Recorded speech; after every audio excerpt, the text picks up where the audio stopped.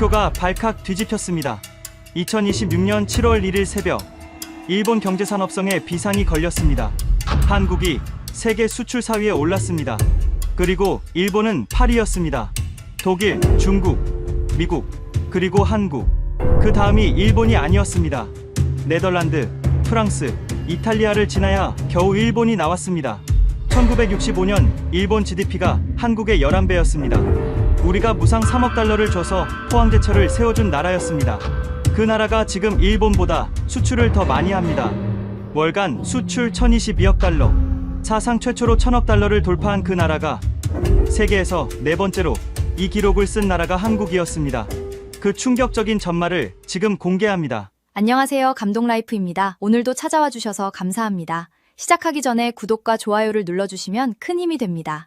그럼 오늘 준비한 이야기 시작했습니다. 제 이름은 다나카 히로시입니다. 일본 경제산업성 통상정책 차관으로 28년째 일하고 있습니다. 통상 전략을 설계하고 수출 정책을 지휘하는 것이 제 일입니다.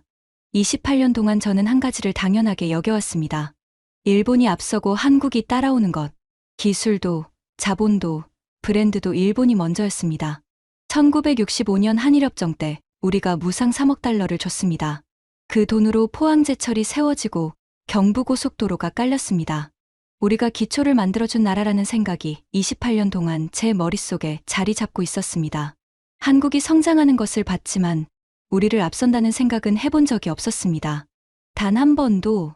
그런데 2026년 7월 1일 새벽 4시 제 핸드폰이 울렸습니다. 한국산업통상자원부가 6월 수출 데이터를 발표했습니다.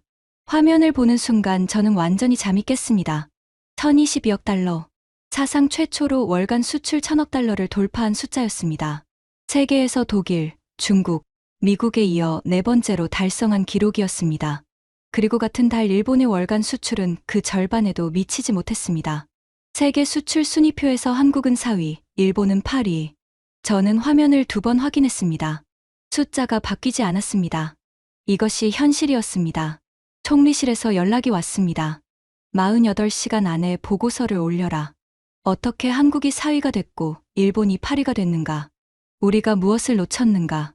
원인을 분석하고 대응 전략을 제시하라.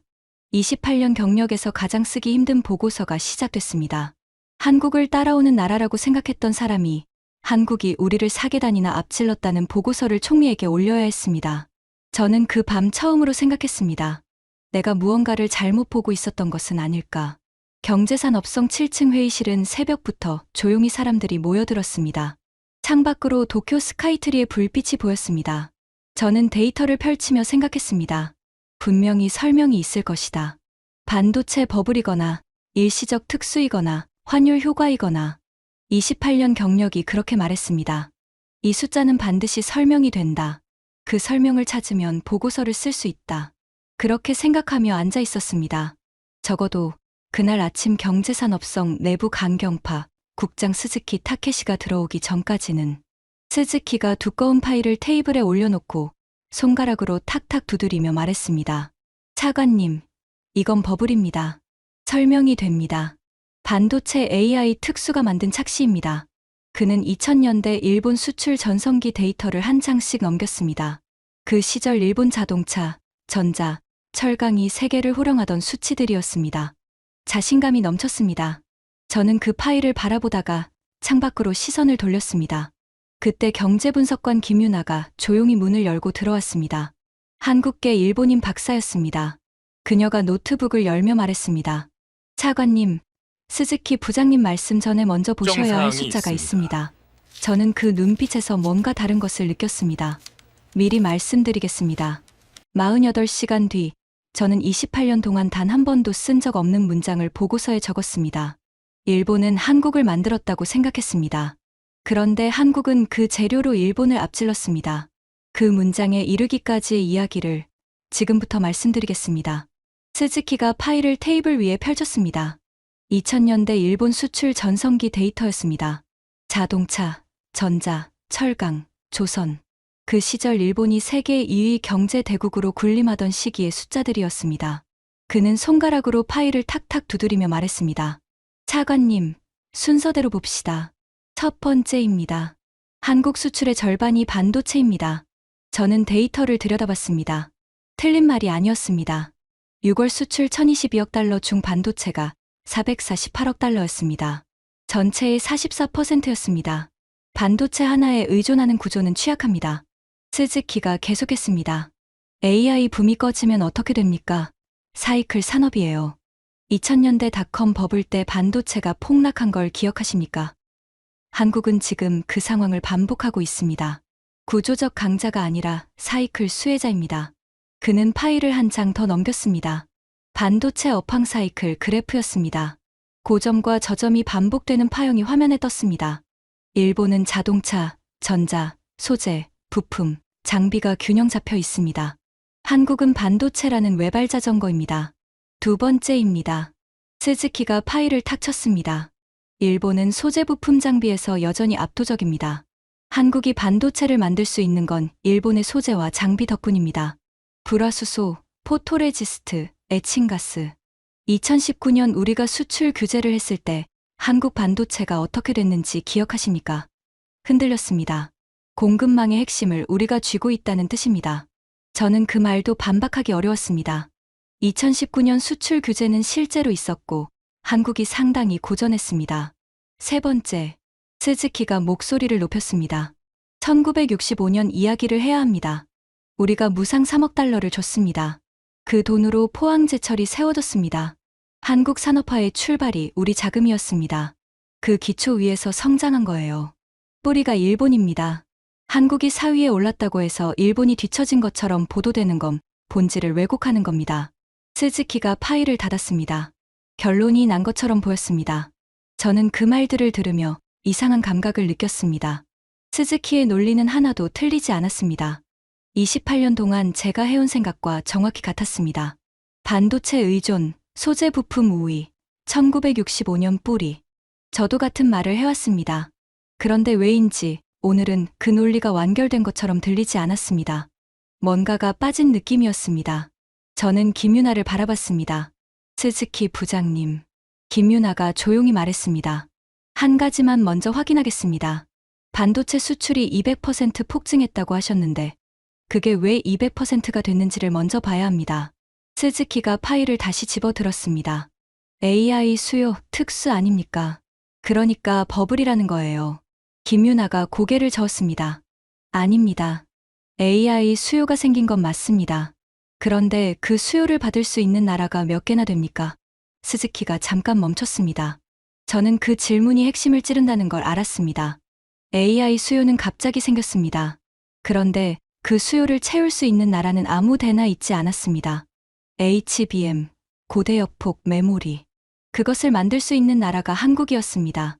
수요가 생겼을 때 준비돼 있던 나라.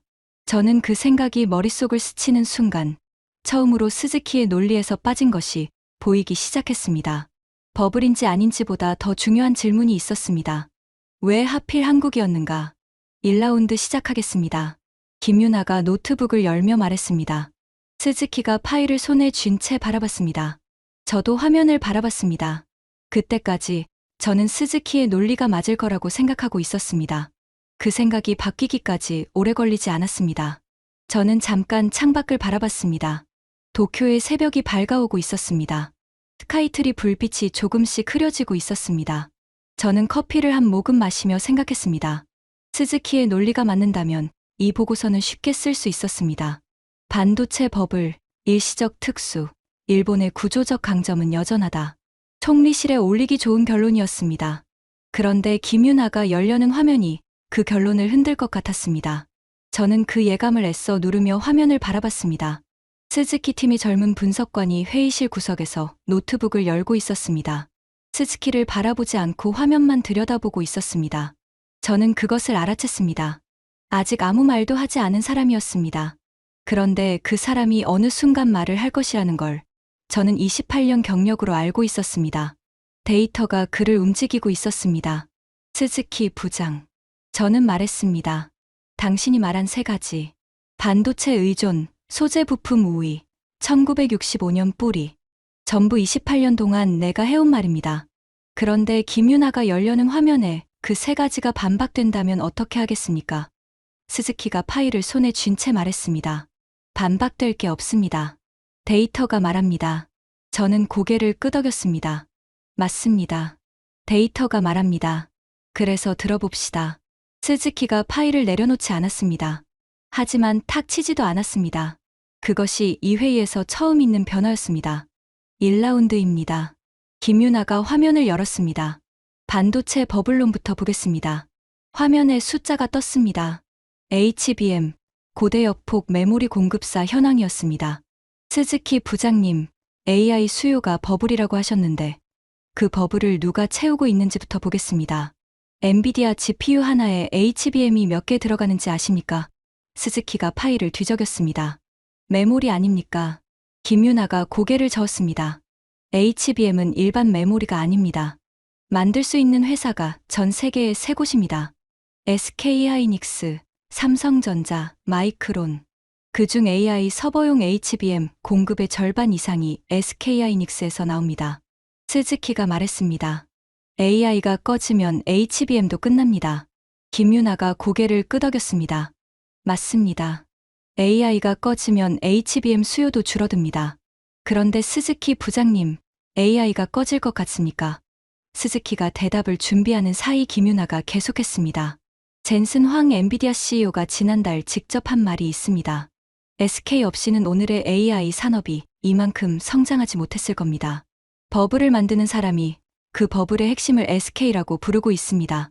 버블이라도 그 안에서 가장 중요한 위치를 차지하고 있다면 그것도 버블이라고 부릅니까?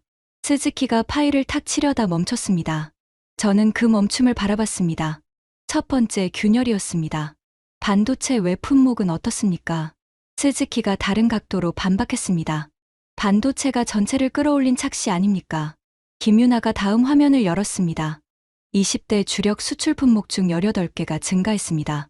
반도체를 제외한 나머지 품목만 봐도 28% 증가입니다.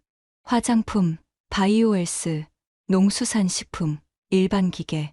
전부 역대 최대 실적입니다. 스즈키 부장님, 반도체 제외한 일본 수출 증가율이 얼마인지 말씀해 주시겠습니까? 스즈키가 파일을 뒤적였습니다. 오래 뒤적였습니다. 저는 그 침묵이 4초 이상 이어지는 걸 카운트했습니다. 스즈키가 4초 이상 침묵하는 건 이 회의에서 처음이었습니다. 수치를 지금 바로 갖고 있지는 않습니다. 그가 말했습니다. 김유나가 화면을 넘겼습니다. 제가 가져왔습니다. 같은 기간 일본의 수출 증가율은 한 자릿수입니다.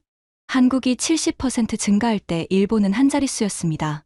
반도체 버블을 제외해도 한국이 앞섭니다. 스즈키의 손가락이 파일 위에서 멈춰 있었습니다. 저는 복도로 잠깐 나왔습니다. 김유나가 커피를 들고 따라 나왔습니다. 차관님, 스즈키 부장이 흔들리고 있어요. 저는 고개를 끄덕였습니다. 알아.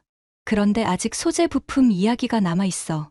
2019년 수출 규제 때 한국이 흔들렸다는 논리. 김유나가 말했습니다. 2라운드에 있습니다. 저는 도쿄의 아침 하늘을 바라봤습니다. 해가 뜨고 있었습니다. 다시 회의실로 돌아왔습니다. 스즈키가 파일을 다시 펼쳐놓고 있었습니다. 2라운드입니다. 김유나가 말했습니다. 소재 부품 장비 이야기를 하겠습니다. 스즈키가 파일을 손바닥으로 탁 쳤습니다. 힘이 들어가 있었습니다. 맞습니다. 이게 핵심입니다. 2019년 수출 규제 때 한국이 어떻게 됐는지 보면 다 나옵니다. 한국 반도체는 일본 소재 없이는 돌아가지 않습니다. 김유나가 고개를 끄덕였습니다. 맞습니다. 2019년에 한국이 흔들렸습니다. 그런데 그 이후 한국이 무엇을 했는지를 보셔야 합니다. 화면에 새 데이터가 떴습니다.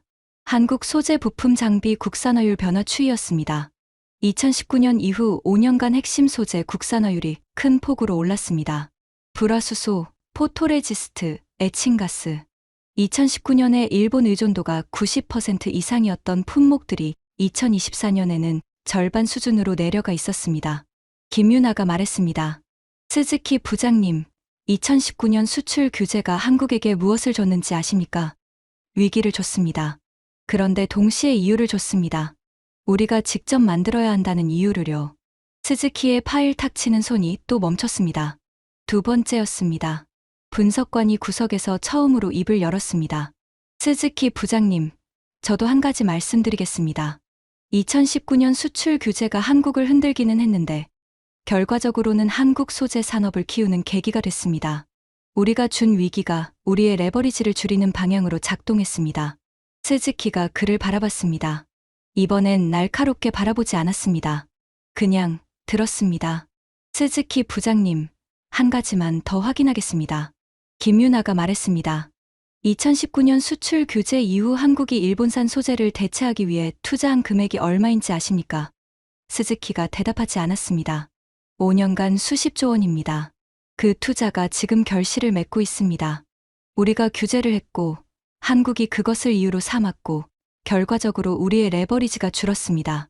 이것이 2라운드 데이터의 결론입니다. 스즈키가 파일을 내려놓았습니다. 탁 치지 않고 조용히. 저는 그 동작을 바라봤습니다. 오늘 세 번째 변화였습니다. 2라운드 마무리하겠습니다. 저는 말했습니다. 반도체 버블로는 반박됐습니다. AI 수요의 핵심이 한국입니다. 반도체 외 품목도 28% 증가했습니다. 소재 부품 우위론도 흔들립니다. 2019년 위기가 오히려 한국 소재 산업을 키웠습니다. 스즈키, 아직 반박할 논리가 있습니까? 스즈키가 파일을 다시 집어들었습니다. 1965년 이야기가 남아 있습니다. 뿌리 논리입니다. 저는 고개를 끄덕였습니다. 3라운드에서 보겠습니다. 스즈키가 파일을 손에 쥔 채로 화면을 바라봤습니다. 이번엔 탁 치지 않았습니다. 아까보다 힘이 빠진 손이었습니다. 아직 꺼내지 않은 숫자가 2개 더 있습니다. 김유나가 말했습니다. 이게 진짜 무서운 겁니다. 저는 그 말에서 뭔가를 느꼈습니다. 한국이 세계 4위에 오른 것보다 더 무서운 게 있다는 뜻이었습니다. 저는 화면을 바라보며 이 보고서의 결론이 어디로 향할지를 처음으로 느끼기 시작했습니다. 3라운드 전에 한 가지를 짚었습니다. 저는 말했습니다. 스즈키, 지금까지 나온 숫자들을 정리하겠습니다. 한국 6월 수출 1022억 달러, 세계 네 번째 달성, 반도체 200% 폭증, 448억 달러 사상 첫 400억 달러 돌파, 반도체 외 품목 28% 증가, 18개 품목 동반 상승, 소재 국산화율 2019년 대비 절반으로 낮아짐. 이 숫자들 중 하나라도 반박된 게 있습니까? 스즈키가 파일을 보다가 조용히 말했습니다. 없습니다. 처음으로 인정하는 말이었습니다. 그 말이 회의실에서 짧고 무겁게 울렸습니다. 그러면 3라운드를 시작하겠습니다. 김유나가 말했습니다. 1965년 이야기입니다. 스즈키 부장님이 말씀하신 뿌리 논리입니다. 스즈키가 파일을 다시 손에 들었습니다. 맞습니다. 뿌리가 일본입니다. 그 사실은 데이터로 바뀌지 않습니다. 저는 그 말을 듣는 순간 처음으로 이 싸움의 방향이 어디로 가는지를 느꼈습니다. 뿌리 논리는 사실이었습니다. 그런데 그 사실이 오늘 이 회의실에서 가장 무거운 반박을 만나게 될 것이라는 걸 저는 알고 있었습니다. 김유나가 다음 폴더를 열었습니다. 1965년 한일협정 당시 숫자를 보겠습니다. 김유나가 화면을 열었습니다. 그해 일본 GDP는 한국의 11배였습니다. 무상 3억 달러와 유상 2억 달러, 총 5억 달러를 일본이 한국에 줬습니다. 스즈키 부장님, 그 돈으로 한국이 무엇을 만들었는지 아십니까? 스즈키가 말했습니다. 포항제철, 경부고속도로입니다. 그게 한국 산업화의 출발이고 그 뿌리가 우리라는 겁니다. 김유나가 고개를 끄덕였습니다. 맞습니다. 포항제철이 그 돈으로 세워졌습니다. 그런데 그 포항제철이 지금 어디에 있는지 아십니까? 스즈키가 잠깐 말을 멈췄습니다. 포항제철, 지금 포스코입니다. 김유나가 화면을 넘겼습니다. 세계 4위 철강사입니다. 그리고 포스코의 기가스틸은 일본 철강회사들이 만들지 못하는 소재입니다. 우리가 씨앗을 줬고 한국은 그 씨앗으로 우리도 못 만드는 나무를 키웠습니다. 뿌리가 일본이라는 건 맞습니다. 그런데 열매는 일본 것이 아닙니다. 스즈키의 파일 탁 치는 손이 완전히 멈췄습니다. 이 회의에서 처음으로 완전히 멈춘 순간이었습니다. 저는 잠깐 창밖을 바라봤습니다. 도쿄의 아침이 밝아오고 있었습니다. 저는 처음으로 이 숫자들이 설명 가능한 버블이 아니라는 생각을 했습니다. 스즈키가 가져온 2000년대 전성기 데이터들이 이제 과거 사진처럼 보였습니다. 그 시절이 좋았다는 건 맞습니다. 그런데 지금은 달랐습니다. 저는 자리로 돌아오며 말했습니다. 4라운드 시작하겠습니다. 스즈키가 파일을 집으려다 멈췄습니다. 4라운드입니다. 김유나가 새 화면을 열었습니다. 연간 1조 달러 이야기를 하겠습니다. 스즈키가 파일을 손에 쥔 채 말했습니다. 연간 기준으로 한국이 일본을 넘은 건 아닙니다. 김유나가 고개를 끄덕였습니다. 맞습니다. 아직 연간으로는 아닙니다. 그런데 상반기 숫자를 보시겠습니까? 화면에 숫자가 떴습니다. 2026년 상반기 한국 수출 4,967억 달러. 역대 최대였습니다. 이 속도가 유지되면 연간 1조 달러를 돌파합니다. 한국이 연간 수출 1조 달러를 달성한다면 세계에서 몇 번째입니까? 스즈키가 잠깐 생각했습니다. 미국, 중국, 독일, 네덜란드 다음이겠죠.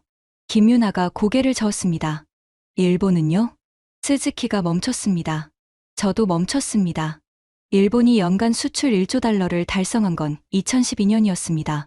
그때가 일본 수출의 정점이었습니다. 그 이후 엔저 효과에도 불구하고 달러 기준 수출은 정체였습니다. 한국이 그 벽을 2026년에 넘는다면 의미가 달랐습니다. 일본이 1조 달러를 달성한 게 2012년입니다. 김유나가 말했습니다. 한국이 그 기록을 2026년에 넘습니다. 14년 차이였던 것이 지금 이 속도로 좁혀지고 있습니다. 스즈키 부장님, 14년 뒤 이 수치들이 어떻게 될 것 같습니까? 스즈키가 파일을 내려놓았습니다.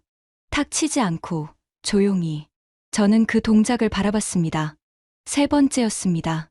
오늘 스즈키가 파일을 조용히 내려놓은 게 세 번이었습니다. 처음엔 한 번, 두 번, 지금이 세 번. 그 숫자를 저는 세고 있었습니다. 도미노 시나리오를 보겠습니다. 김유나가 다음 화면을 열었습니다. 한국이 연간 1조 달러를 달성하면 무슨 일이 벌어지는지입니다. 첫 번째 도미노입니다. 김유나가 말했습니다. 글로벌 공급망에서 한국의 교섭력이 달라집니다. 지금도 AI 반도체에서 한국 없이는 엔비디아도 못 만듭니다. 연간 수출이 1조 달러에 달하는 나라가 되면 미국, 유럽, 중동 모두 한국을 다르게 봅니다. 단순 수출국이 아니라 전략 파트너입니다. 스즈키가 입을 열려다 멈췄습니다. 저는 그 멈춤이 무엇을 의미하는지 알았습니다. 반박하려다 반박 논리가 없다는 걸 알아챈 것이었습니다. 두 번째 도미노입니다. 김유나가 계속했습니다. 일본의 포지션이 바뀝니다. 지금까지 일본은 선진 기술 국가, 한국은 추격 국가라는 프레임이 있었습니다. 한국이 세계 4위 수출국이 되면 그 프레임이 흔들립니다. 반도체, 조선, 바이오, K컬처. 각 분야에서 한국은 이미 일본을 앞섰거나 추월하는 중입니다. 수출 순위가 그것을 공식화하는 겁니다.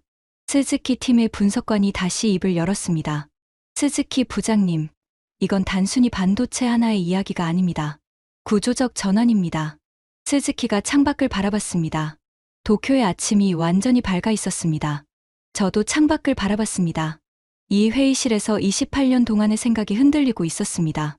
한국이 따라오는 나라라는 전제, 일본이 앞서는 게 당연하다는 전제, 그 전제들이 하나씩 무너지고 있었습니다. 저는 아직 4라운드가 끝나지 않았다는 걸 알았습니다.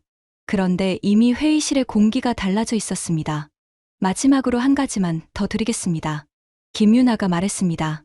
스즈키 부장님, 1965년 일본이 한국에 준 무상 3억 달러의 이자가 얼마라고 생각하십니까? 스즈키가 그녀를 바라봤습니다. 이자요? 김유나가 화면을 가리켰습니다. 2026년 한국 수출 4위. 그게 이자입니다. 3억 달러를 줬는데 60년 후 세계 4위 수출국이 됐습니다. 그리고 그 나라가 이제 일본보다 더 많이 수출합니다. 이건 일본이 한국을 만든 이야기가 아닙니다. 한국이 그 재료로 스스로를 만든 이야기입니다. 스즈키가 오랫동안 말이 없었습니다. 저는 그 침묵을 카운트했습니다. 10초, 15초, 20초. 스즈키가 20초 이상 침묵하는 건 이 회의에서 처음이었습니다. 아직 하나가 더 남았습니다. 김유나가 조용히 말했습니다. 이건 숫자가 아닙니다. 스즈키가 그녀를 바라봤습니다. 뭡니까?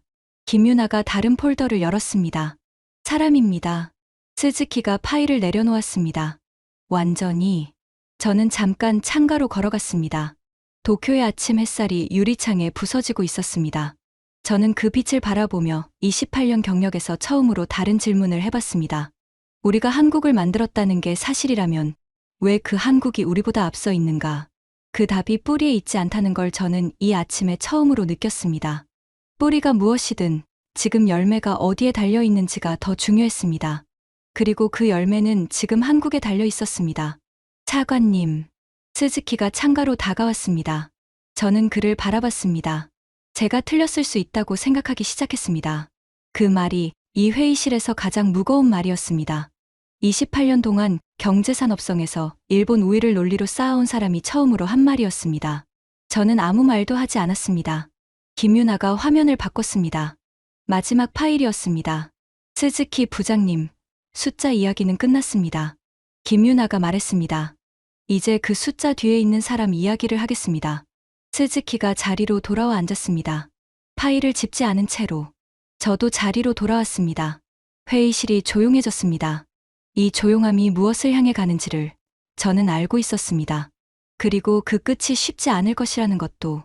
한국이 1997년에 무슨 일을 겪었는지 아십니까? 김유나가 말했습니다. IMF 외환위기입니다. 나라가 부도 직전까지 갔습니다. 그때 외환보유고가 39억 달러까지 떨어졌습니다. 국제통화기금에 손을 내밀어야 했습니다. 스즈키가 고개를 끄덕였습니다. 알고 있습니다. 그때 일본도 지원을 논의했었죠. 김유나가 다음 화면을 열었습니다. 그때 한국 국민들이 무엇을 했는지 아십니까? 화면에 사진이 떴습니다. 1997년 겨울, 긴 줄을 선 사람들이 손에 금반지를 들고 있었습니다. 결혼반지, 돌반지, 목걸이, 금 모으기 운동입니다. 국민들이 자기 금부치를 들고 나왔습니다. 나라 빚을 갚겠다고. 스즈키가 화면을 바라봤습니다. 파일을 짚지 않았습니다. 저도 바라봤습니다.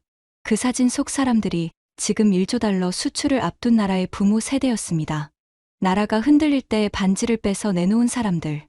그 사람들의 자식들이 지금 반도체 클린룸에서 일하고 있었습니다. 저는 그 연결이 처음으로 보였습니다. 1997년 외환보유고 39억 달러였습니다. 김유나가 말했습니다. 2026년 6월 수출 1022억 달러입니다. 29년 만에 월간 수출이 외환보유고의 26배가 됐습니다. 이게 단순한 경제 성장이 아닙니다. 금반지를 빼서 내놓은 나라가 29년 만에 세계 4위 수출국이 된 겁니다. 스즈키의 어깨가 미세하게 내려앉았습니다. 분석관도 조용했습니다. 저도 말이 없었습니다. 회의실이 완전히 조용해졌습니다. 스즈키 부장님. 저는 조용히 말했습니다. 지금까지 나온 것을 정리하겠습니다. 반도체 버블론 반박했습니다. AI의 핵심이 한국입니다. 소재 부품 우위론 흔들립니다. 2019년 위기가 오히려 한국을 키웠습니다. 뿌리 논리 뿌리가 일본이더라도 열매는 한국 것입니다. 1조 달러 도미노 이 속도라면 올해 달성 가능합니다. 그리고 1997년 금반지를 내놓은 사람들의 나라가 29년 만에 여기까지 왔습니다. 이 중에 하나라도 반박할 게 있습니까? 스즈키가 오랫동안 대답하지 않았습니다. 파일이 테이블 위에 그냥 놓여 있었습니다. 저는 잠깐 자리에서 일어나 창가로 걸어갔습니다. 도쿄의 아침이 완전히 펼쳐져 있었습니다. 저 아래 도시가 움직이기 시작하고 있었습니다. 저는 그 도시를 바라보며 처음으로 다른 방식으로 생각했습니다. 저 도시와 서울, 두 도시 중 어느 쪽이 더 빠르게 움직이고 있는가? 28년 동안 답은 자명했습니다. 도쿄였습니다. 그런데 오늘 아침 이 숫자들 앞에서 그 답이 흔들리고 있었습니다. 저는 자리로 돌아왔습니다. 아직 하나가 남아 있었습니다. 스즈키 부장. 저는 자리로 돌아오며 말했습니다. 마지막으로 한 가지만 확인하겠습니다. 한국이 세계 4위 수출국이 됐습니다. 일본은 8위입니다. 그 차이를 버블이라고 설명하는 보고서를 총리실에 올릴 수 있겠습니까? 스즈키가 오랫동안 대답하지 않았습니다. 파일이 테이블 위에 그대로 놓여 있었습니다. 손이 가지 않았습니다. 저는 그 침묵이 이미 하나의 답이라는 걸 알았습니다. 버블이라고 쓰기에는 너무 많은 숫자가 반박하고 있었습니다. 김유나가 화면에 사진을 올렸습니다. 1965년 한일협정 서명식 장면이었습니다. 서명 테이블 한쪽에 일본 대표단이 앉아 있었고 다른 쪽에 한국 대표단이 앉아 있었습니다. 이 사진에서 일본은 주는 쪽이었고 한국은 받는 쪽이었습니다. 김유나가 말했습니다. 그로부터 61년이 지났습니다. 스즈키가 화면을 바라봤습니다. 파일을 짚지 않았습니다. 다음 사진이 떴습니다. 1970년대 포항 건설 현장이었습니다. 황량한 땅 위에 용광로가 세워지는 장면이었습니다. 흑백에 가까운 사진이었습니다. 사람들이 안전모를 쓰고 일하고 있었습니다. 1965년 무상 3억 달러로 세워지기 시작한 포항제철 건설 현장입니다. 김유나가 말했습니다. 그때 이 현장에서 일한 사람들이 있었습니다. 그녀가 잠깐 멈췄습니다. 저는 한국계 일본인 2세입니다. 김유나가 처음으로 1인칭으로 말했습니다. 아버지가 제1교포이십니다. 1970년대 도쿄에서 한국 여권으로 사셨습니다. 그때 한국 여권을 가진 사람이 일본 은행 문을 두드리면 문전박대를 당했다고 하셨습니다. 한국 사람이라는 이유 하나로요. 취직도 어려웠고 집을 빌리기도 어려웠습니다. 그녀가 잠깐 숨을 고르는 것이 보였습니다. 그 나라가 지금 일본보다 수출을 더 많이 합니다. 회의실이 조용해졌습니다. 스즈키가 화면에서 시선을 내리지 않았습니다. 저도 마찬가지였습니다. 분석관도 노트북에서 눈을 들어 화면을 바라보고 있었습니다. 에어컨 소리만 낮게 울렸습니다. 김유나가 계속했습니다. 아버지가 항상 말씀하셨습니다. 한국은 반드시 일어선다고. 그 말을 들을 때마다 저는 솔직히 반신반의했습니다. 도쿄에서 자란 저한테 한국은 경제적으로 일본을 따라오는 나라였으니까요. 그런데 오늘 이 숫자들을 보면서 처음으로 아버지가 하신 말씀이 이해됐습니다. 다음 사진이 떴습니다. 1997년 금 모으기 운동 현장이었습니다. 앞에서 본 사진이었지만 이번엔 클로즈업이었습니다. 한 할머니가 결혼 반지를 빼서 내놓는 장면이었습니다. 손이 굵고 마디가 굵었습니다. 평생 일한 손이었습니다. 이 손이 반지를 빼던 해에 태어난 아이들이 지금 반도체 클린룸에서 일하고 있습니다. 김유나가 말했습니다. 목소리가 약간 흔들렸습니다. 그 아이들이 만드는 반도체가 지금 AI 서버에 들어가고 있습니다. 그리고 젠슨 황이 SK 없이는 AI가 안 된다고 말하고 있습니다. 스즈키가 파일에 손을 올리지 않은 채 화면을 바라봤습니다. 저는 그 손을 바라봤습니다. 28년 동안 회의실에서 파일을 탁탁 두드리던 손이 오늘 처음으로 완전히 멈춰 있었습니다. 분석관의 눈가가 약간 붉어지는 것이 보였습니다. 저는 아무 말도 하지 않았습니다. 사진들이 말을 대신하고 있었습니다.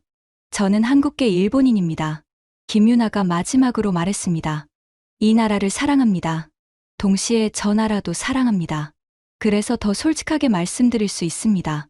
지금 일본이 한국을 보는 방식이 바뀌어야 합니다. 따라오는 나라가 아닙니다. 이미 여러 분야에서 앞선 나라이고 수출 순위가 그것을 공식화하고 있습니다. 그것을 버블이라고 부르고 일시적이라고 설명하는 동안 한국은 계속 달리고 있습니다. 스즈키가 화면에서 시선을 내렸습니다. 그의 어깨가 내려앉아 있었습니다. 저는 창밖을 바라봤습니다. 도쿄의 아침 하늘이 파랗게 펼쳐져 있었습니다. 저는 그 하늘을 바라보며 처음으로 다른 방식으로 생각했습니다.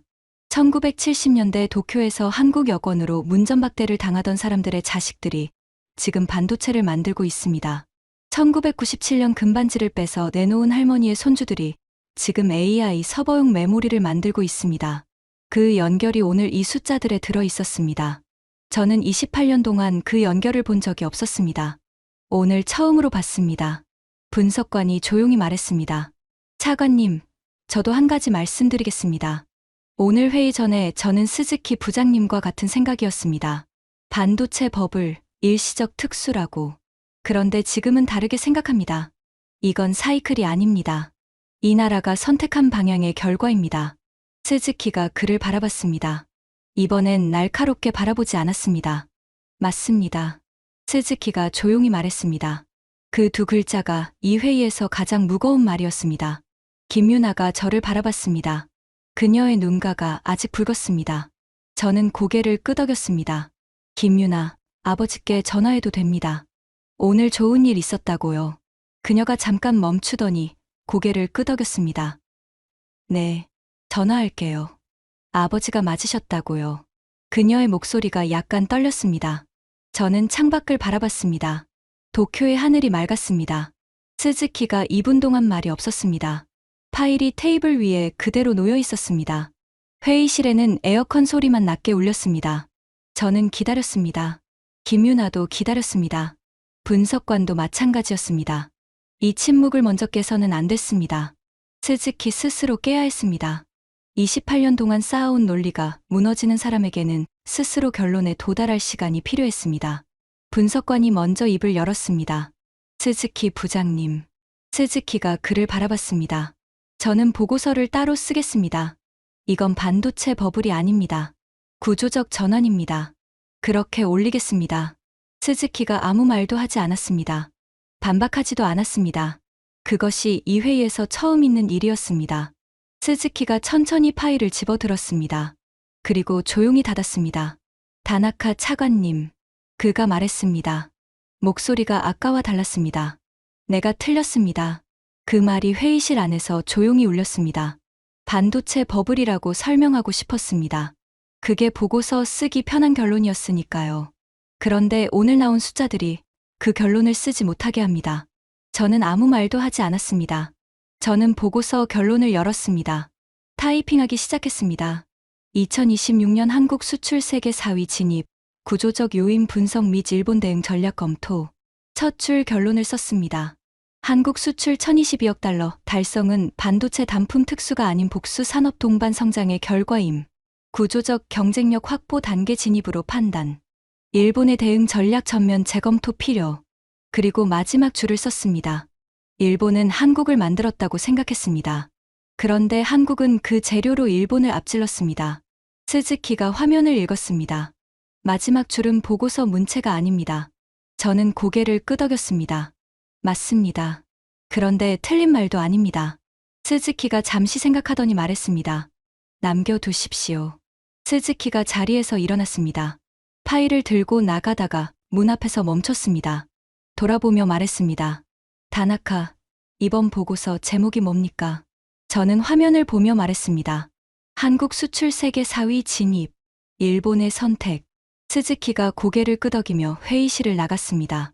문이 닫혔습니다. 2000년대 일본 전성기 데이터 파일은 테이블 위에 남겨졌습니다. 그 시절 숫자들이 2026년 회의실에 혼자 남겨졌습니다. 김유나가 긴 숨을 내쉬었습니다. 저는 그녀를 바라봤습니다. 잘했습니다. 제가 말했습니다. 아버지한테 전화하세요. 그녀가 작게 웃으며 노트북을 닫았습니다.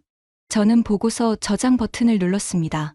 총리실 제출용 파일이 완성됐습니다. 48시간 중 아직 6시간이 남아 있었습니다. 저는 처음으로 이 보고서가 어떤 결론을 향해 가는지를 처음부터 알고 있었다면 어떻게 됐을까를 생각했습니다. 더 빨리 인정했을 것인가? 아닐 것 같았습니다. 사람은 자기가 믿어온 것을 데이터가 흔들 때까지 믿습니다. 저도 그랬습니다. 스즈키도 그랬습니다. 그날 밤 저는 경제산업성 옥상에 올라갔습니다. 도쿄 야경이 펼쳐져 있었습니다. 도쿄 스카이트리, 신주쿠 빌딩들, 멀리 도쿄타워. 저는 그 불빛들을 바라보며 처음으로 다른 도시의 불빛을 떠올렸습니다. 서울. 그 도시에서도 지금 이 시각 누군가가 클린룸에서 일하고 있을 것이었습니다. 그들이 만드는 것이 내일 세계 어딘가의 AI 서버에 들어갈 것이었습니다. 그리고 그 서버 덕분에 세상이 조금 더 빠르게 움직일 것이었습니다. 저는 처음으로 그 연결을 느꼈습니다. 스즈키에게서 문자가 왔습니다. 다나카, 보고서 마지막 줄 살려줘서 고맙습니다. 우리가 배워야 할 것 같습니다.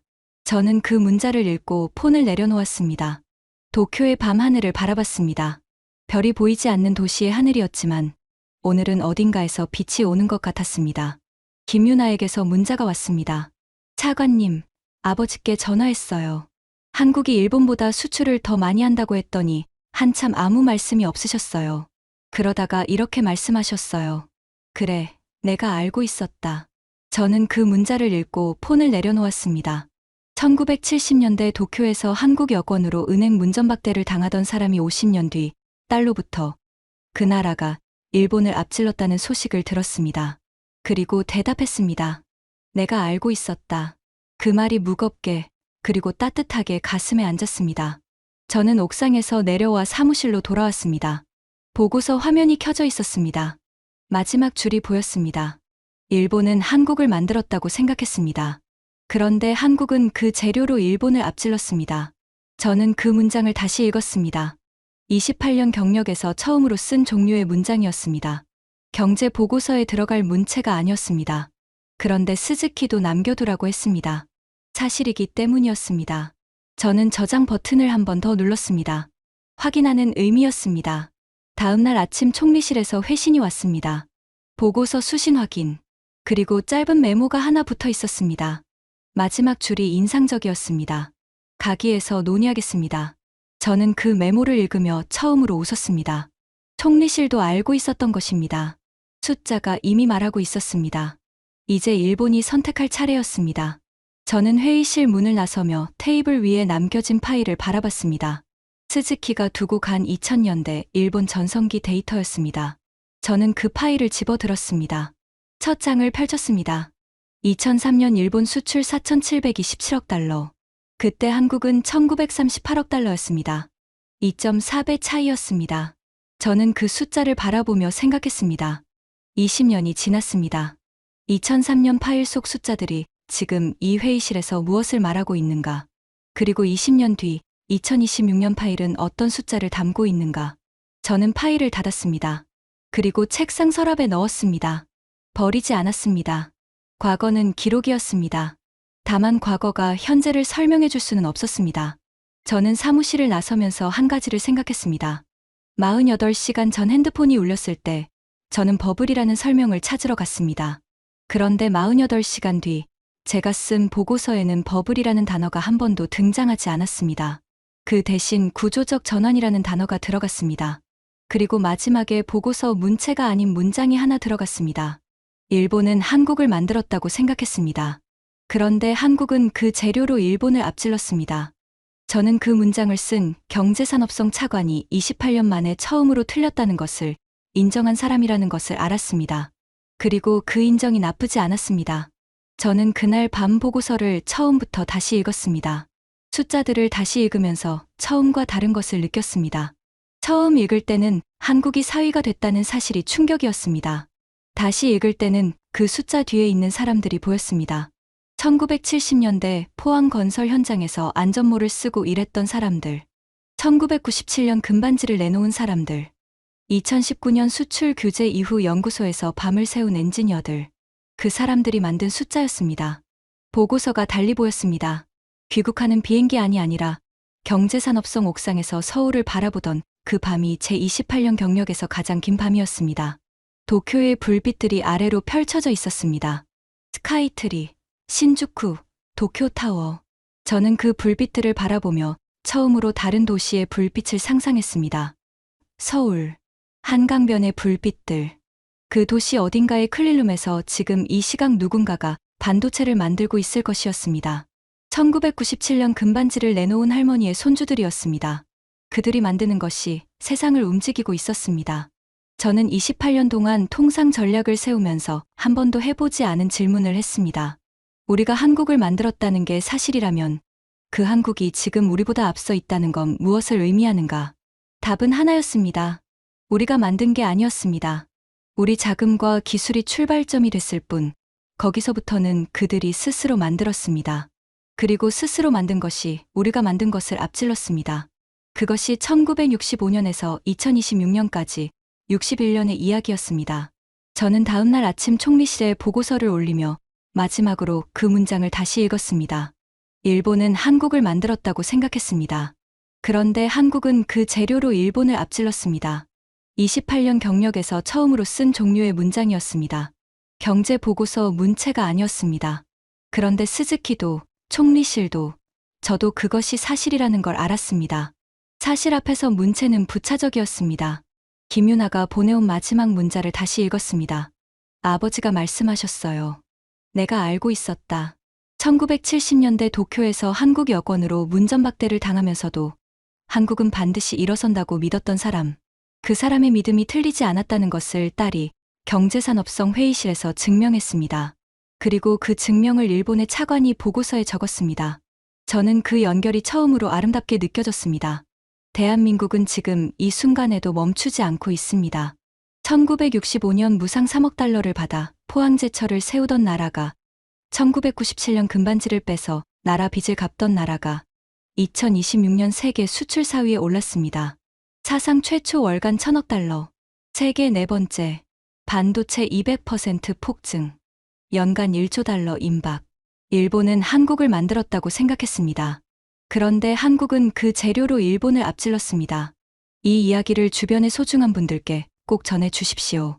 댓글에 대한민국 파이팅을 남겨주시면 이 채널이 계속될 수 있는 가장 큰 힘이 됩니다. 해외 감동 사연, 감동 라이프 채널이었습니다. 끝까지 함께해 주셔서 감사합니다. 저는 보고서 제출 이후 며칠 동안 계속 생각했습니다. 왜 한국이었는가? 반도체 산업을 키운 나라는 여럿이었습니다. 그런데 AI 시대가 열렸을 때 HBM을 준비하고 있었던 나라는 한국이었습니다. 왜 한국만 준비하고 있었는가? 저는 그 답이 숫자에 없다는 것을 알았습니다. 1997년 금반지를 내놓은 손들이 있었습니다. 2019년 수출 규제를 당했을 때 포기하지 않고 국산화에 뛰어든 엔지니어들이 있었습니다. 그 사람들이 준비했습니다. 숫자는 그 준비의 결과였습니다. 스즈키가 며칠 뒤 메모를 보내왔습니다. 다나카, 나는 틀렸습니다. 그런데 우리가 배울 수 있다면 아직 늦지 않았습니다. 저는 그 메모를 읽으며 처음으로 스즈키가 옳다고 생각했습니다. 배울 수 있다면 늦지 않았습니다. 그것이 일본의 선택이었습니다. 경쟁이든 협력이든 먼저 현실을 직시해야 했습니다. 저는 답장을 썼습니다. 맞습니다. 그리고 우리에게는 배울 좋은 교재가 생겼습니다. 세계 4위 수출국입니다. 저는 도쿄의 아침 하늘을 바라보며 28년 경력을 돌아봤습니다. 통상 전략을 세우는 일을 했습니다. 그런데 오늘 가장 중요한 전략은 숫자가 아니라 사람에서 나왔습니다. 금반지를 빼서 내놓은 손이 만든 나라. 그 나라의 힘을 29년 동안 과소평가했습니다. 대한민국은 지금 이 순간에도 멈추지 않고 있습니다. 그리고 그것이 가장 정확한 통상 전략 분석이었습니다. 이 이야기를 주변의 소중한 분들께 꼭 전해 주십시오. 댓글에 대한민국 파이팅을 남겨주시면 이 채널이 계속될 수 있는 가장 큰 힘이 됩니다. 지금까지 감동 라이프였습니다. 감사합니다.